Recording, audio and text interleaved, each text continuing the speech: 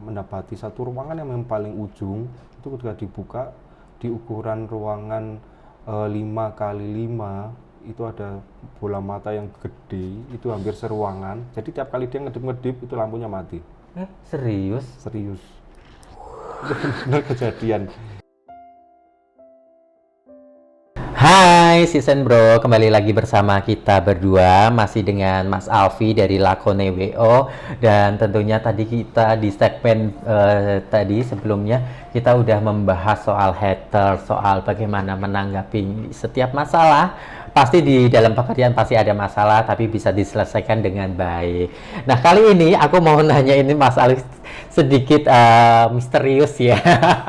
Pasti seorang WO pernah ngalami namanya hal-hal yang di luar nalar manusia, pastilah ya. Kita percaya atau enggaknya, pasti kita pernah ngalami. Pernah nggak sih mengalami hal-hal ya mistis lah Mas?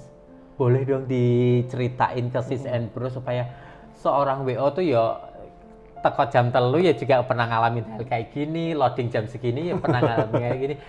Boleh diceritakan tapi lokasi dan namanya disembunyikan ya.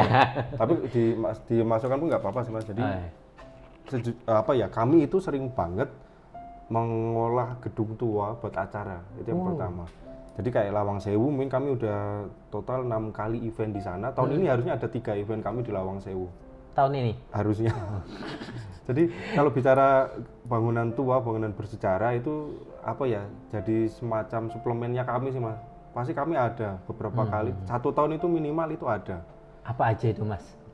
Jadi kalau di Lawang Sewu ya Mas, kami sering banget menjumpai sesosok penampakan itu cewek, rambutnya panjang, pakai bajunya kebaya anjing. Pernah ke foto kok di salah satu catering ketika prepare di foto, dan itu hanya ada di bangunan blok yang H, itu di lantai 2. H itu yang itu yang ini pohon sebelah kanannya. Oke. Dia pasti di sana. Dia itu hanya mondar-mandir ngelihat. Walaupun memang ketika di foto itu rambutnya di depan, padahal aslinya matanya itu ketutupan rambut dan dia lagi ngelihat kita. Itu pasti kelihatan di sana. Bahkan seringkali kami kadang juga dejavu. Waktu itu kami di Pati ngolah yang namanya dalam residen. Itu adalah rumah residen Belanda zaman dulu di Pati.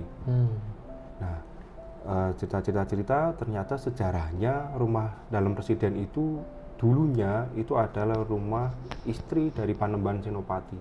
Itu ada di sana.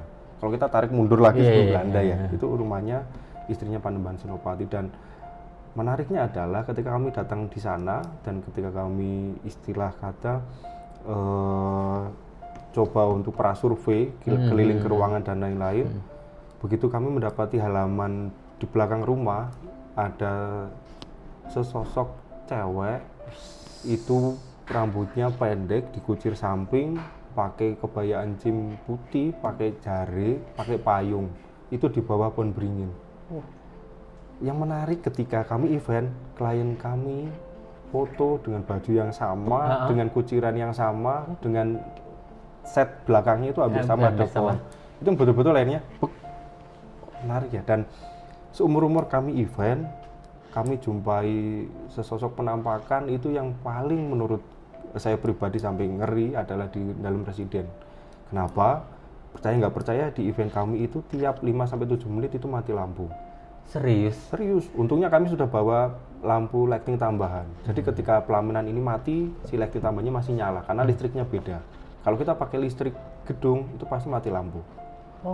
Karena penasaran, setiap ruangan coba saya lihat, bahkan karena saking penasarannya saya coba ke terminal listriknya. Posisinya masih nyala semua Mas. Nggak ada yang mengubah-ubah, itu masih tetap sama. Karena saya penasaran, peruangan itu coba saya cek satu persatu, dan betapa terkejutnya ketika mendapati satu ruangan yang memang paling ujung itu ketika dibuka di ukuran ruangan 5 kali 5 itu ada bola mata yang gede, itu hampir seruangan. Jadi tiap kali dia ngedip-ngedip itu lampunya mati. Serius. Itu benar kejadian. Karena kalau kita bicara event outdoor Mas, istilah kata kita ke gedung, kita harus nyewani pengelola gedungnya. Iya. Nah karena outdoor kita kan nggak tahu penghuninya siapa, Benar. kita harus nyewani penghuninya. Karena pernah suatu saat juga ketika kami outdoor di Magelang, kami harus nyekar di salah satu petilasan yang memang petilasan itu dekat dengan acara. Kami juga pernah. Jadi jam 10 malam saya harus di sana, saya harus nyekar di sana. Jam 10 malam. Jam 10 malam itu datang, tapi nggak datang sendiri kan? Dengan tim tapi saya ditinggal sendirian mas. Karena Sama aja. syaratnya koordinatornya yang harus ngadep. Oh gitu. Jadi betul-betul saya di petilasan apa namanya keluarga dalam keraton Jogja. Jadi di sana, dan kalau kita tarik lagi ke bawah, ternyata di petilasan itu di bawahnya terkubur jenazah eyangnya Samaratungga. Notabene Samaratungga adalah pendiri Candi Borobudur. Bapaknya itu ada di sana, dimakamkan di sana. Jadi tempat yang kami gunakan waktu itu adalah desa tertua di area sekitar Borobudur. Namanya awalnya adalah Banurejo. Jadi ketika kami prasurvei di sana, yang kami khawatirkan adalah angin. Angin itu seperti kayak muter. Jadi ini adalah lokasi venue-nya, belakang sawah, samping itu ada embung.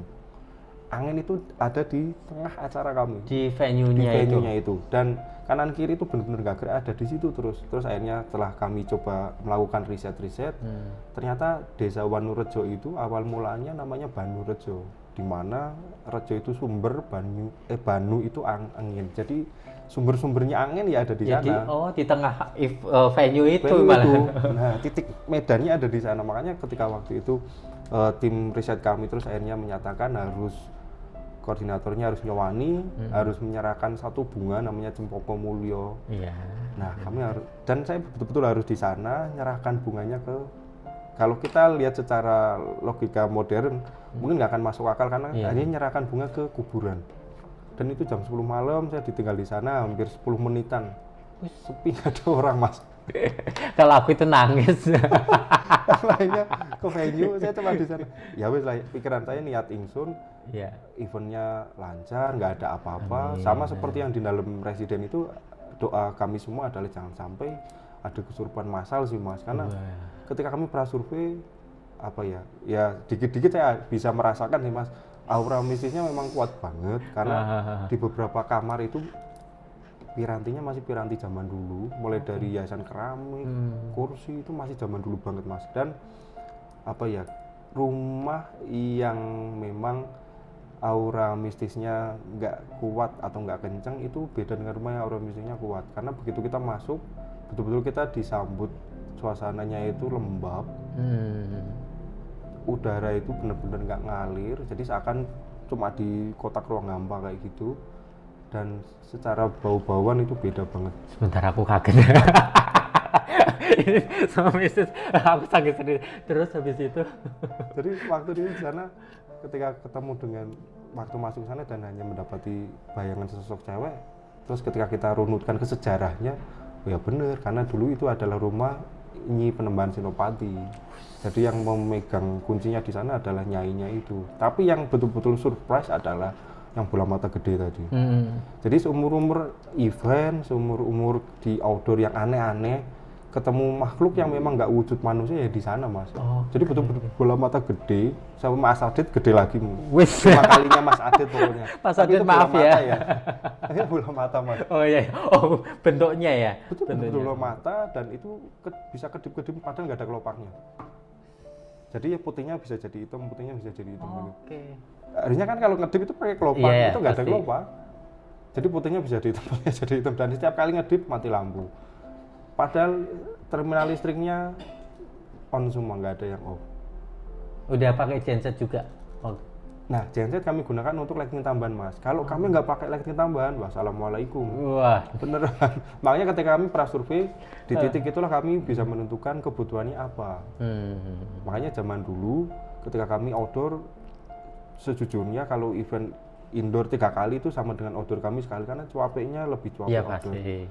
Karena memang ada aura-aura yang memang kalau itu nggak cocok dengan kita pasti akan defense. Dan ketika itu sudah defense, itu akan membuat energi kita habis di sana sih.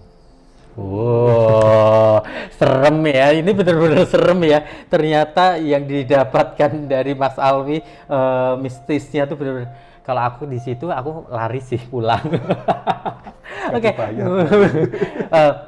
Ini kembali ke pribadinya Mas Alwi nih. Nah, tadi aku lupa menanyakan nih. Mas Alwi kan pasti punya waktu untuk kerjaan di WO-nya sendiri di Lakone. Dan juga ada waktu untuk keluarga.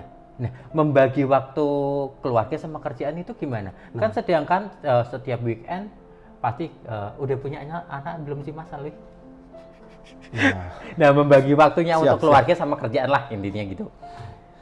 Kalau terkait membagi waktu, makanya tadi sisi negatif dari wedding organizer adalah waktunya itu yang unlimited, Mas. Makanya jujur PR manajemen waktu di keluarga pun masih PR juga buat aku sih, Mas. Karena aku punya anak kecil yang memang mau nggak mau harus kita bagi waktunya ke sana untuk berperan sebagai bapak, berperan sebagai suami. Itu adalah PR yang terbesar selama ini yang memang masih menjadi PR buat saya sih. Makanya kalau saya katakan terkait manajemen waktu di keluarga, sejujurnya saya masih belajar, Mas, karena mengingat weekday saya ada di Jakarta, weekend saya yang ada di Semarang, dan itu pun harus terbagi dengan kerjaan WO. Makanya menata waktu di rumah itu saya secara pribadi sih belum bisa dikatakan expert ya, Mas, karena memang masih belajar bagaimana caranya pontang-panting berperan sebagai bapak, berperan sebagai WO.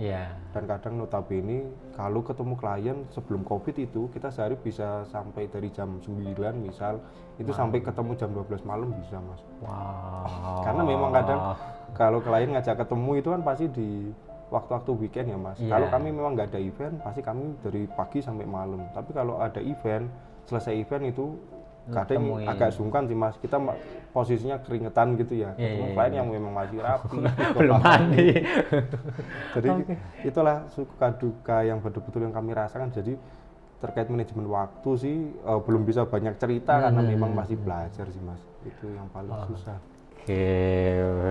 Tapi tetap terbagi ya untuk anak, untuk keluarga, untuk pekerjaan. Kalau dikatakan membagi sih terbagi, Mas. Tapi kalau dikatakan proporsi yang adil itu yang belum bisa saya katakan adil ya, Mas. Karena memang dalam hal ini pribadi saya katakan masih dalam kondisi yang memang belajar, mempelajari bagaimana waktu sebagai seorang ayah yang optimal, yang ideal, yang quality time itu seperti apa, itu yang memang masih terus saya pelajari. Karena mengingat anak saya cowok, jangan sampai besok anak saya itu juga kayak bapaknya, Mas. Malah jangan-jangan 2 kali lipat lebih sibuk lagi, nggak pulang ke rumah. Apalagi anak milenial sekarang kan waktunya udah habis di media sosial, teman-temannya gitu. Ya khawatirnya itu sih, Mas. Jangan sampai anak saya nanti 2 kali lipat kerjanya lebih dari bapaknya, malah nanti nggak pulang-pulang. Udah pertanyaan terakhir, kita udah masuk ke segmen terakhir nih, Mas Alvin. Boleh nggak sih dikasih tips sama triknya untuk mungkin di luar sana si Sendbro yang di sana kepengen jadi WO nih, mau membangun bisnisnya. Terus ya tips sama kritik saran lah buat untuk calon pengantin di luar sana. Gimana sih cara ngontak ke Mas Alfinya sendiri, ke Lakone sendiri, itu gimana, boleh disampaikan barangkali kan bisa menjadi besok kalau aku ngontak Mas Alfi ya kayak gini, kalau aku besok jadi WO tuh ya kayak Mas Alfi kayak gini. Nah, boleh di-sharing juga. Siap. Tipsnya adalah yang pertama, kalau kita menjadi WO, sekali lagi WO itu bukan wedding packet. Jadi teman-teman harus menemukan extraordinary-nya teman-teman yang kalau memang ingin jadi WO. Jadi jangan sampai kita jadi WO yang mengikuti arus. Saat ini trennya apa toh, kita ikuti. No. Sekali lagi spirit Lakone adalah kalau kita bisa menciptakan tren, kenapa mengikuti tren? Jadi temukan extraordinary-nya teman-teman, gali lebih lanjut, terus tampilkan dan jual itu. Itu yang pertama. Terus yang kedua, sebagai wedding organizer juga kita dituntut bukan hanya bisa mencarikan vendor, tapi sebagai wedding organizer kita juga harus bisa menjadi problem solver. Kalau ada apa-apa dengan A, B, C, dan D, kita sudah harus ada contingency plan-nya, mau apa nih, kita harus punya plan yang nggak hanya satu. Itu yang kedua. Jadi jangan hanya Aduh, lah kan saya nggak tahu, bapaknya cari sendiri. Wah. Nah, itu yang apa ya? Oke. Kalau di jasa mungkin jawabannya kurang pas. Memang walaupun di satu sisi bapaknya cari sendiri, tapi kita nggak boleh bahas itu sih. Jadi jangan sampai membahas itu kan salahnya bapak, jangan. Karena kita harus jadi problem solver. Jadi betul-betul gimana caranya kita mencari solusi di tengah kondisinya calon pengantin atau orang tua yang memang baru pertama mantu. Oke, sama tipsnya untuk kenapa harus memilih lakon itu, kenapa untuk sis and bro calon pengantin yang ada di sana?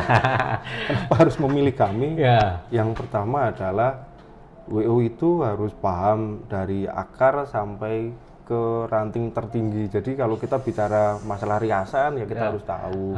Ketika bicara masalah dekor kita juga harus paham. Jadi nggak hanya dekor rustic.